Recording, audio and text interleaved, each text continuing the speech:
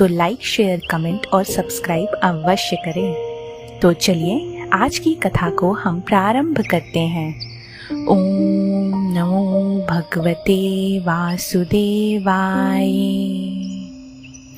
विदुर जी ने प्रश्न किया था और मैत्रेय मुनि ने उन्हें जड़ भरत और राजा रहुगढ़ की अद्भुत वार्ता सुनाई।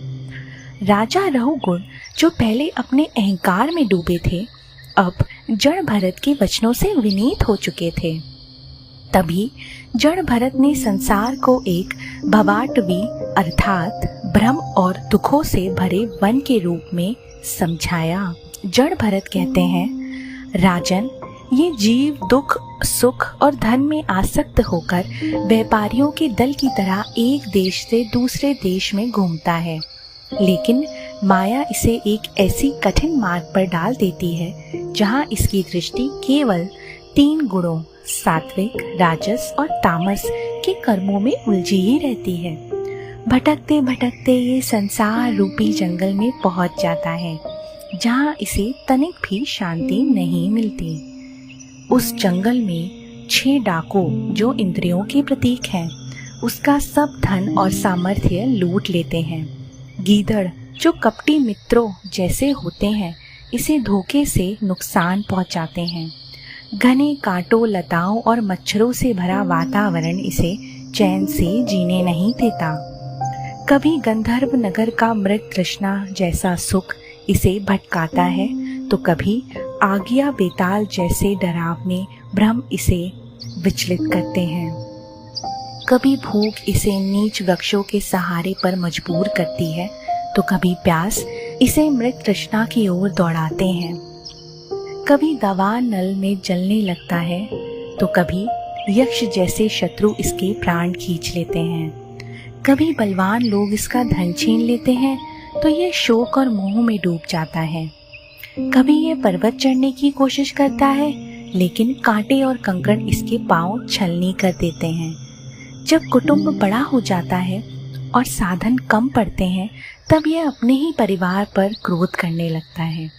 कभी अजगर की तरह आलस्य इसे जकड़ लेता है, तो कभी विषैले जीव इसे अंधकार में धकेल देते हैं। और राजन, ये जीवन ऐसे ही चलता रहता है। कभी कभी मधु यानी थोड़ी सी सफलता मिल भी जाती है, लेकिन वह भी दूसरे लोग छीन लेते हैं। कभी मौसम इसे परेशान करता है, तो कभी व्यापार में लोग इसे दुश्मनी की आग में झोंक देते हैं।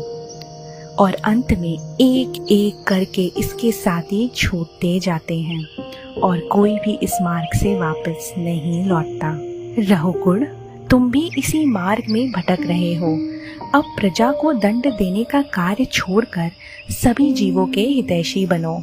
विषयों में आसक्त मत रहो और भगवत भक्ति के ज्ञान रूपी खड़ग से इस मार्ग को पार करो। इन वचनों को सुनकर राजा रहुगुण ने कहा, मनुष्य जन्म सबसे श्रेष्ठ है, क्योंकि इसमें आप जैसे महात्माओं का संग संभव है। आपके चरण कमलों की धूल से सभी पाप नष्ट हो जाते हैं और भगवान की शुद्ध भक्ति प्राप्त होती है। आपके केवल 2 पलों के सत्संग से मेरा समस्त अज्ञान नष्ट हो गया। जड़ भरत ने ये ज्ञान देकर रहुगुण को माया से मुक्त कर दिया। संसार के प्रभाव से रहुगुण ने देह अभिमान त्याग दिया और भगवत सेवा में लग गए। ऐसा ही होता है जब कोई अनन्य भक्त की शरण में जाता है।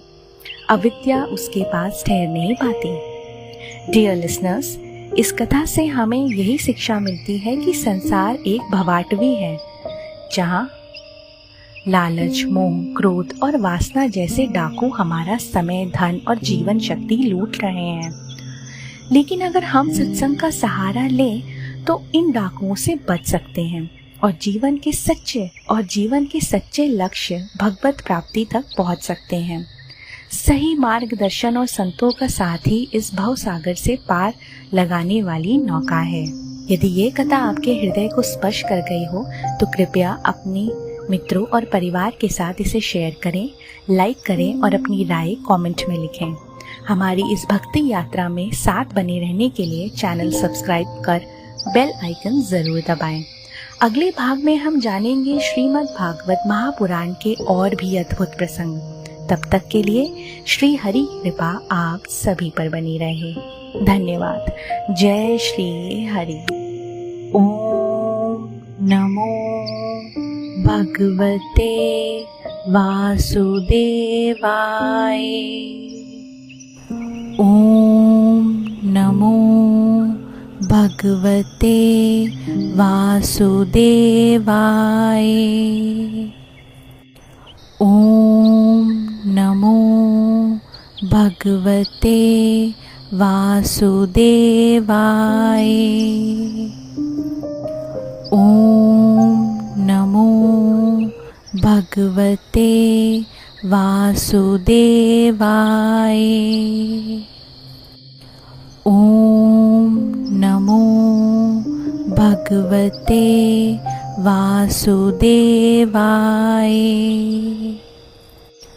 ओम नमो भगवते वासुदेवाय।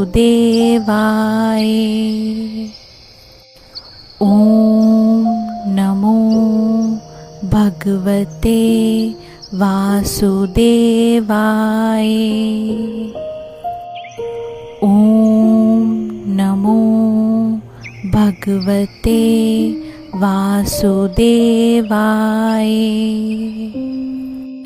ओम नमो भगवते वासुदेवाय। ओम नमो भगवते वासुदेवाय। ओम नमो भगवते वासुदेवाय। ओम नमो भगवते वासुदेवाय। ओम नमो भगवते वासुदेवाय। ओम नमो भगवते वासुदेवाय। ओम नमो भगवते वासुदेवाय। ओम नमो भगवते वासुदेवाय।